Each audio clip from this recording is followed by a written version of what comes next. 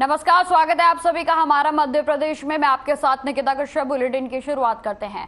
मध्य प्रदेश में निर्वाचन का कार्य जोरों पर है और प्रशासनिक अधिकारी कर्मचारी चुनाव की तैयारियों को लेकर कोई कसर नहीं छोड़ रहे हैं और इसी को चलते लोक सूचना के प्रकाशन के पूर्व उज्जैन जिले की घटिया तहसील के जनपद सभागृह में राजनीतिक पार्टियों के पदाधिकारियों की एसडीएम और तहसीलदार ने बैठक भी ली। वहीं आपको बताते चले कि बैठक में चुनाव आयोग के नियमों से अवगत कराया गया। अधिकारियों ने राजनीतिक पदाधिकारियों को बताया कि विधानसभा चुनाव की पार्टी के प्रत्याशी और पदाधिकारियों को किस किस नियमों का पालन करना है और वहीं नियमों का ना पालन करने पर प्रशासन किस तरह कार्रवाई कर सकता है, इन सबकी जानकारी बैठक में दी गई। आपको लिखना पड़ेगा। तो कॉम्प्लेट छपाया है तो उसकी कुल संख्या, जैसा कि आप जानते हैं निर्वाचन का कार्यक्रम जारी हो चुका है। कल लोक सूचना का प्रकाशन होना है और उसके साथ ही उसी समय से दावा अपने अभ्यर्थियों के नाम निर्देशन लिए जाने का कार्य प्रारंभ हो जाएगा। नाम निर्देशन प्रस्तुत करते समय कौन कौन से दस्तावेज लगेंगे, कौन कौन सी उनको सावधानियां रखनी चाहिए, किस प्रकार के नियम है, शपथ पत्र किस प्रकार से भरा जाएगा आदि की जानकारी के संबंध में, साथ ही अभ्यर्थियों को जो व्यय लेखा का संधारण करना है वो किस प्रकार से करना है, उसकी विस्तृत जानकारी देने के लिए आज की मीटिंग का आयोजन किया गया था। राजनीतिक दलों को आमंत्रित किया था आज चुनाव अभ्यर्थियों को कैसे नाम निर्देशन भरना है और चुनाव के दौरान कैसे लेखाओं का उल्लेख करना है, उसके संबंध में कांग्रेस के प्रतिनिधि के रूप में मैं शामिल हुआ आज।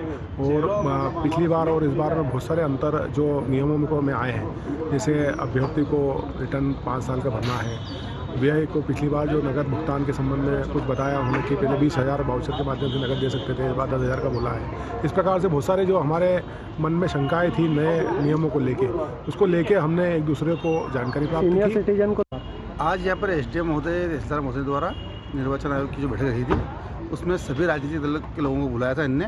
तो निर्वाचन से लेकर उनके जो फार्म नॉमिनेशन से लेकर उनके चुनाव खर्चे से लेकर सभी विषयों में विस्तार से उन्होंने हमको चर्चा करी और बताया कि उनके आदर्श आचार संहिता का उल्लंघन ना हो और उसी बीच में सब काम अपने को चुनाव प्रचार भी चलता रहे और परमिशन कैसे दी जाएगी, नॉमिनेशन में क्या क्या करना है, इन सब बातों का उन्होंने हमको जानकारी दी। उसमें कितने आपने मुद्रित कराया उसकी मुद्रित पुस्तकों की संख्या भी आपको लिखना पड़ेगी। तो कॉम्प्लेट छपाया है तो उसकी कुल संख्या कितनी हुआ। अगर आदमी अपनी निजी गाड़ी लेके, लेकिन डीजल पेट्रोल तो लगेगा ना, उसका खर्चा उठेगा। और जिसमें कई तरीके के दिशा निर्देश भी दिए गए। वहीं आपको बताते चले कि चुनाव आयोग के नियमों पर भी चर्चा की गई।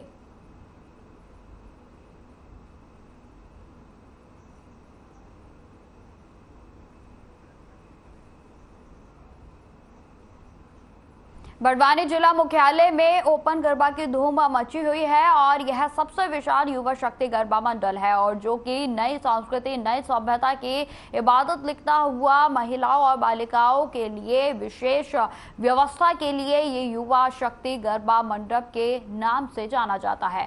हजारों की संख्या में लड़के और लड़कियां ओपन गरबे में हिस्सेदारी करते हुए गरबा महोत्सव में अपनी उपस्थिति दर्ज कर रहे हैं। वहीं आपको बताते चले कि युवा शक्ति पूर्ण रूप से धार्मिक आयोजन है जिसमें हजारों की संख्या में जनता गरबा रास करती है। कार्यक्रम पंडाल को पूर्ण रूप से सुरक्षित रखने के लिए समिति ने सुरक्षा गार्ड और सीसीटीवी कैमरेस भी लगाए हैं। वहीं आपको बताते चले कि पहचान पत्र से युवाओं की एंट्री होती है और इमरजेंसी लाइट की विशेष सुविधा भी उपलब्ध कराई गई है।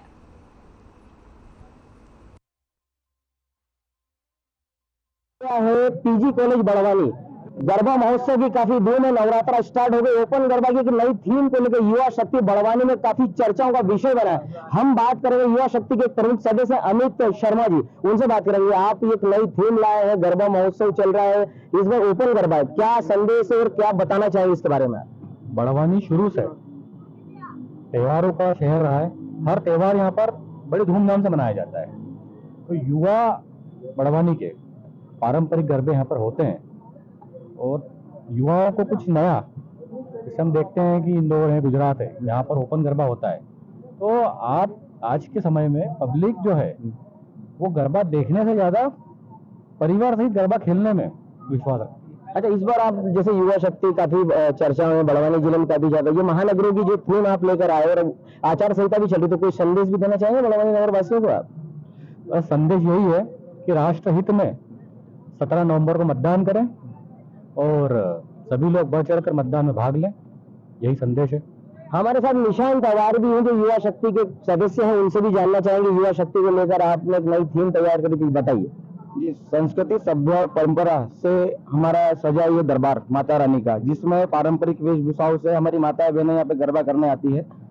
हमारे पंडाल में अध्यक्ष सचिव वाला विषय नहीं आता है, क्योंकि हमारे अध्यक्ष साक्षात महाकाल जी है, सचिव हमारे गजानन गणपति जी है और हमारी संरक्षक हमारी माँ रेवा माँ है। हम सब उन लोगों के काम कर रहे हैं। बस आपकी युवा शक्ति में एक थीम भी चलती है कि बहुत सारे पुरस्कार देते हैं कैटेगरी, उसके बारे में थोड़ा सा बताइए। पुरस्कार हमारे 5 प्रकार के देते हैं। 5 प्रकार में हमारे यहाँ समिति डिसाइड करती है, उन लोगों को पुरस्कार देते हैं। ये युवा शक्ति के प्रमुख सदस्य थे बड़वानी, एक अनोखा इन्होंने थीम स्टार्ट किया है। प्रमुख सदस्यों का कहना है कि 17 नवंबर को मतदान है, मतदान जरूर करेगा। आप देख रहे हैं आर्यन टीवी। छेगांव माखन में शारदीय नवरात्र उत्सव के साथ मनाया जा रहा है। वहीं आपको बताते चले कि नवदुर्गा उत्सव समिति के संरक्षक सोहन लाल लाड ने बताया कि नगर में पंडाल जो पड़ावा है वो चौक पर विगत 52 वर्षों से एक ही जगह पर नवरात्रि का पर्व आते ही उत्साह के साथ मनाया जाता है। माता के दरबार में 9 दिन तक भक्तों का जनसैलाब भी लगा रहता है। यहाँ हर वर्ष मूर्ति लाने वाले भक्तों की लंबी लंबी लाइनें लगी रहती हैं, जो आने वाले 10 वर्षों के लिए तय है। वहीं आपको बताते चले कि जहां माता जी की मूर्ति की स्थापना की जाती है, यह स्थान एक शक्तिपीठ भी बन गया है, जहां पर ग्रामीण मन्नतें भी मांगते हैं और मन्नत पूरी होने पर तुलादान भी किया जाता है। वहीं आपको बताते चले कि छेगांव माखन नगर में एक स्थान पर यह पर्व मनाया जाता है, जो क्षेत्र में एक मिसाल है। मध्य प्रदेश में आदर्श आचार संहिता लगने के कारण सांस्कृतिक कार्यक्रम आयोजित नहीं हो पा रहे हैं। आदर्श आचार संहिता का पालन कर रात्रि 10 बजे सारे कार्यक्रम संपन्न किए जाते हैं।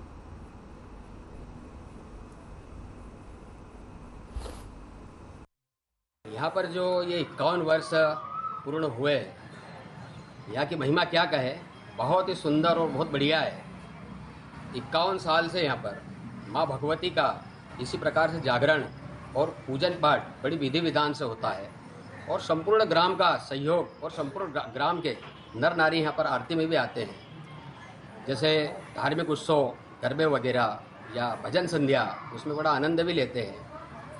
और हमारे परिवार द्वारा इसके पहले यहाँ पर हमारे पिताजी पूजन करते थे और उसके बाद हमारे परिवार द्वारा यहाँ पर भैया ने किया, फिर अब मैं यहाँ पर पूजन कर रहा हूँ। और यहाँ की जो समिति है बहुत बढ़िया है, विशेषकर हमारे भाई साहब जो बड़े भैया है, जिन्हें हम ताजश्री भी कहते हैं। मेरा भी नवयुवक नवदुर्गा उत्सव समिति में हमेशा योगदान रहा है और बहुत छोटी उम्र से मैं इसमें काम करने लग गया था। और आज स्थिति यह है कि नवदुर्गा का इतना प्रभाव है कि किसी से मांगना नहीं पड़ता, स्वतः अपने आप सब व्यवस्थाएं होती है, कार्यकर्ता लगते हैं। और मेरी मान्यता है कि आज नवदुर्गा में जो यहाँ मन्नत मान के जाएगा, अगले वर्ष जब तक हमारी माता जी आएगी उसकी मन्नत पूरी होती है। और यहाँ तोलादान होते हैं और अपने हिसाब से सब पूजा पाठ करते हैं लोग। और स्थान हमारे यहाँ एक ही है और ये बड़ी अच्छी है कि सब पूरा समाज सब मिलकर एक जगह स्थापना करते हैं। छेगांव माखन एक शक्ति केंद्र माँ जगदम्बा का पढ़ावा चौक पे पूरे गांव की मातृशक्ति महिलाएं बालिकाएं रात में गरबे होते हैं यहाँ पे और जागरण होता है। पूरा गांव सर्व समाज इकट्ठी होकर माता जी की एक ही जगह प्रतिमा यहाँ स्थापित होती है। पूरा गांव सहयोग करता है तन मन धन से और पूरे क्षेत्र में खंडवा जिले में एक ही जगह स्थापना होना, ये छेगांव माखन की जनता को मैं बहुत बहुत धन्यवाद देता हूँ और ऐसा ही सहयोग हमेशा हमारे साथ में पूरे गांव के लिए करे। बहुत बहुत धन्यवाद। जय।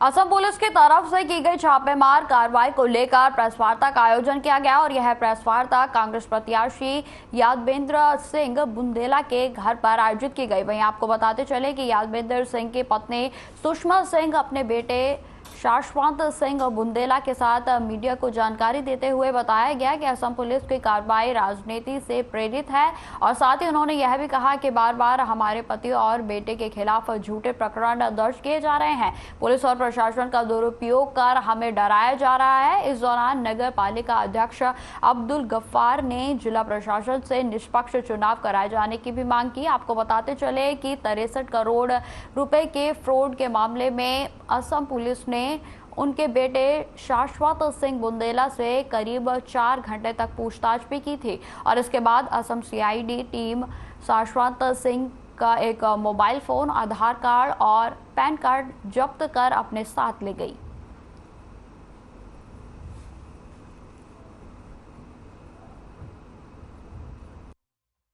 उद्देश्य अभी कोई पार्टी की योजनाओं के संदर्भ में बात करने का उद्देश्य नहीं है।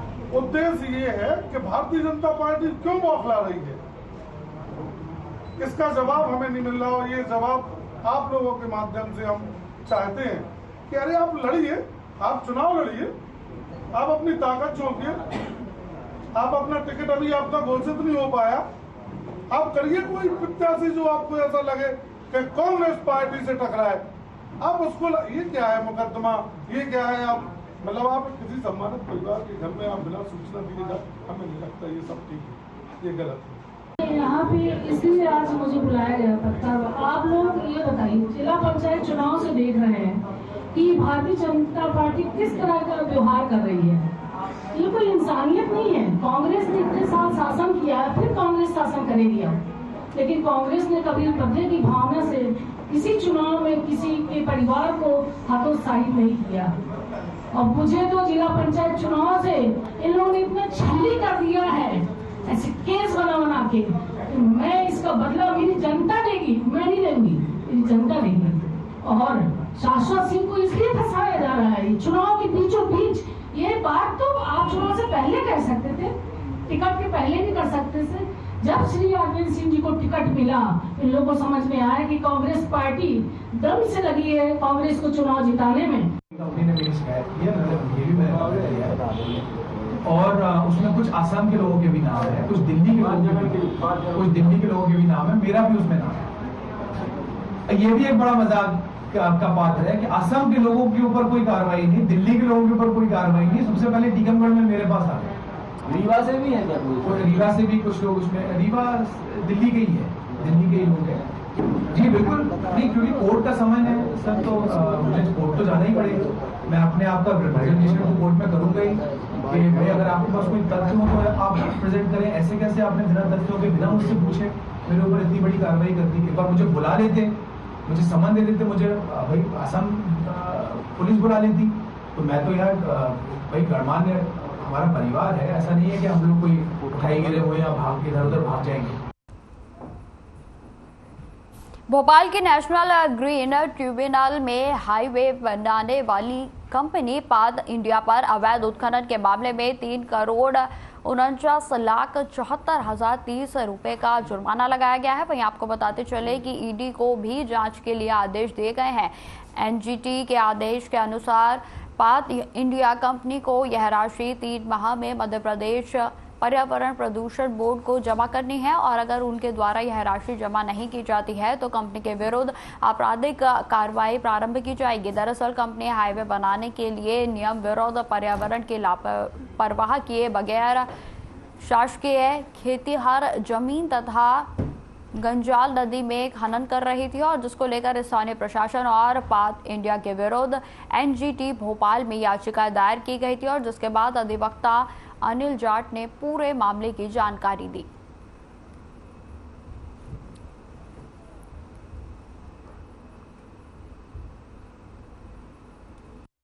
ग्राम टेमागांव जिला हरदा के किसानों की तरफ से मिट्टी के हो रहे अवैध उत्खनन के मामले में हमने माननीय NGT में एक याचिका लगाई थी, जिसमें 19 अक्टूबर 2023 को माननीय न्यायालय ने आदेश पारित किया है, जिसमें पाद इंडिया कंपनी को 3,49,00,000 से अधिक का जुर्माना लगाया गया है। साथ ही उन्होंने एनफोर्समेंट डायरेक्टरेट को आदेश दिया है कि वह prevention of money laundering act 2002 के तहत उन पे जांच की कार्रवाई करें।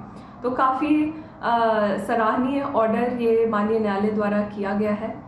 पाथ इंडिया कंपनी जिले में हरदा से टेमागांव तक 4 लेन सड़क का निर्माण कार्य उनके द्वारा किया गया है। इसमें मुरम मिट्टी के उत्खनन के लिए अनुमति लेकर कार्य किया गया है। फिर भी कुछ लोगों के द्वारा एनजीटी में अवैध उत्खनन और अन्य चीज़ों को लेकर के याचिका प्रस्तुत किया गया था। उसमें आज न्यूज़पेपर के माध्यम से पता चला है कि उसमें 3.5 करोड़ का एनजीटी द्वारा जुर्माना लगाया गया है।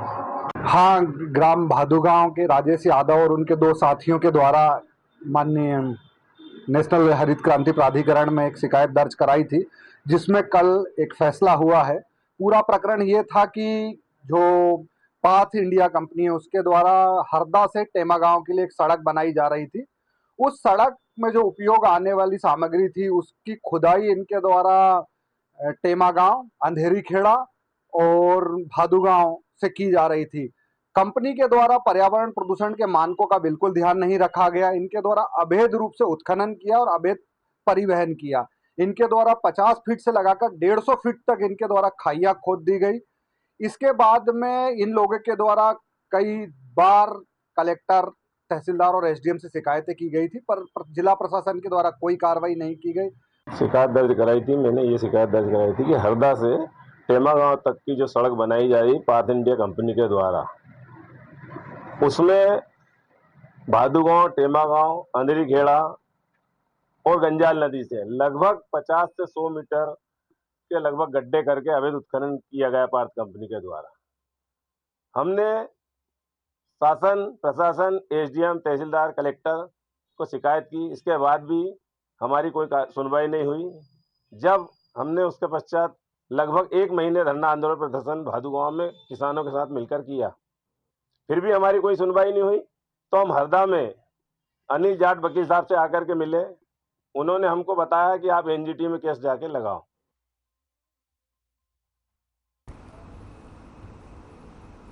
शुक्रवार को मांगलिया की कई कॉलोनियों में लोग भारी पुलिस बल को सड़क पर उतरा देखकर आश्चर्यचकित हो गए। जानकारी लेने पर मालूम हुआ कि आगामी चुनाव की तैयारियों को लेकर आम जनमानस के भय को दूर करने एवं शांति व्यवस्था बनाए रखने के लिए भारत तिब्बत सीमा पुलिस एवं शिप्रा मांगलिया पुलिस के द्वारा संयुक्त रूप से फ्लैग मार्च निकाला गया है। वहीं आपको बताते चले कि फ्लैग मार्च की शुरुआत मांगलिया पुलिस चौकी से हुई, जो कि AB रोड से होती हुई मांगलिया की विभिन्न कॉलोनियों से गुजरी। वहीं आपको बताते चले कि फ्लैग मार्च द्वारका धाम और चौधरी कॉलोनी से निकलकर मांगलिया गांव की ओर पहुंचा और वहां से वापस मांगलिया पुलिस चौकी परिसर पर आकर समाप्त हुआ। फ्लैग मार्च का विभिन्न स्थानों पर रहवासियों के द्वारा पुष्प वर्षा कर जोरदार स्वागत भी किया गया।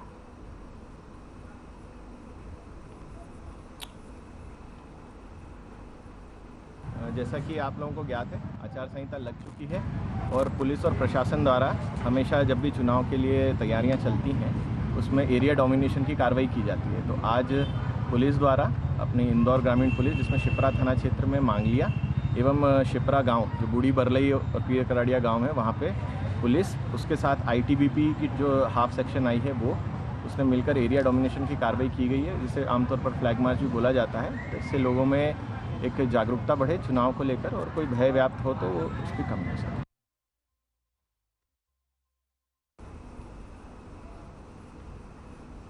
अब खबर उज्जैन से है, जहां तहसील मुख्यालय स्थित जनपद पंचायत घटिया के सभागार में बुधवार को कलेक्टर कुमार पुरुषोत्तम और SP सचिन शर्मा ने अनांचल क्षेत्र का औचक निरीक्षण करते हुए बैठक ली। वहीं आपको बताते चले कि बैठक में आगामी होने वाले विधानसभा चुनाव को लेकर यह बैठक रखी गई थी और बैठक में प्रमुख रूप से चुनाव को लेकर बनने वाले पोलिंग बूथ को लेकर पोलिंग बूथ, सेक्टर, विधानसभा और जिले के सभी नोडल चुनाव अधिकारियों के साथ साथ कर्मचारियों को चुनाव से संबंधित टिप्स देते हुए आवश्यक दिशा निर्देश भी दिए गए। इस दौरान SP सचिन शर्मा ने अपराधियों पर बाउंड ओवर समय से करवाने के भी निर्देश दिए।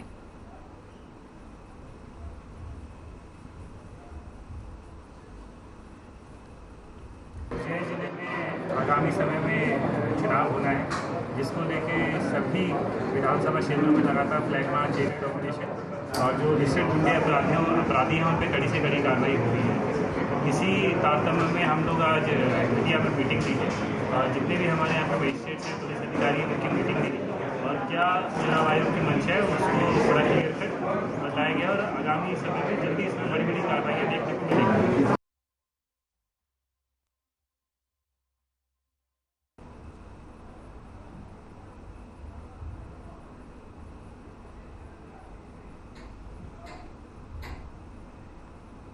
नवरात्रि में 9 दिन मां दुर्गा की उपासना की जाती है और वहीं पुनासा तहसील के ग्राम बीड़ में बैठी में कालका धाम रेलवे स्टेशन रोड पर मां काली के सभी भक्तों के आकर्षण का केंद्र बनी। वहीं आपको बताते चले कि गुरुवार को पंचमी के दिन कालका धाम की मां काली के सामने कांकड़ आरती का आयोजन किया गया और जहां आरती करने के लिए मां रेणुका धाम समिति की टीम पहुंची और जहां पर दीपों को जलाकर मां काली की कांकड़ आरती की गई। शामिल होने के लिए मां की आराधना करने के लिए और मां की आराधना करने के लिए बड़ी संख्या में माताएं, बहनें और श्रद्धालु घर से बाहर निकले और कालका धाम में पहुंचे।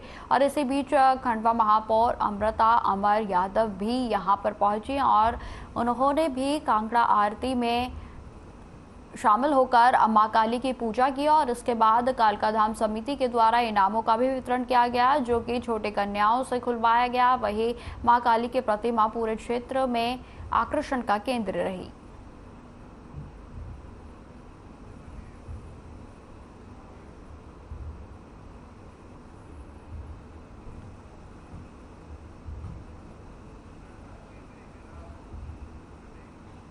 मांधाता विधानसभा में कांग्रेस के पूर्व विधायक ठाकुर राज नारायण सिंह और ऑब्जर्वर राजेश शर्मा की मौजूदगी में जिला अध्यक्ष तिरुबुंदिया बचानिया ने कांग्रेस की रीति और नीति से प्रभावित होकर सदस्यता ली है। आपको बताते चले कि वहीं पूर्व विधायक ठाकुर राज नारायण सिंह के पुत्र उत्तम पाल सिंह को कांग्रेस ने यहां अपना प्रत्याशी बनाया है, जबकि बीजेपी ने अब तक मांधाता विधानसभा में अपना प्रत्याशी घोषित नहीं किया।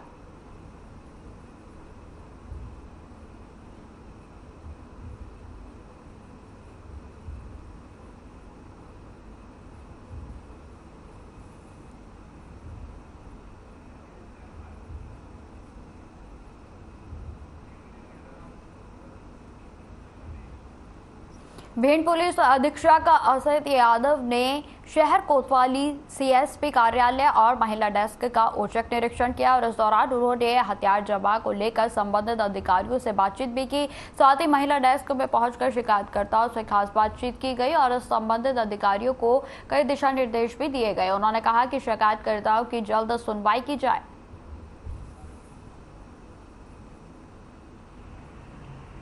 कोतवाली थाना था तो वहाँ पे जो आर्म्स डिपोजिशन का प्रोग्रेस है उसको देखने आए थे, तो संतोषजनक पाया गया। तो यहाँ पे जितने भी हमारे अधिकारी कर्मचारी लगे हुए हैं ये पूरी कोशिश कर रहे हैं कि आज से पहले कुछ लोगों ने जबकि अभी जमा नहीं किए हैं, तो हम आपके माध्यम से अपील करते हैं कि क्योंकि आज लास्ट डेट है और हो सकता है कि कुछ लोग इंतजार कर रहे हो दशहरा का, जिनकी कारण तो फिलहाल इस बुलेटिन में इतना ही। खबरों की और भी जानकारी के लिए बने रहे हमारे साथ। नमस्कार।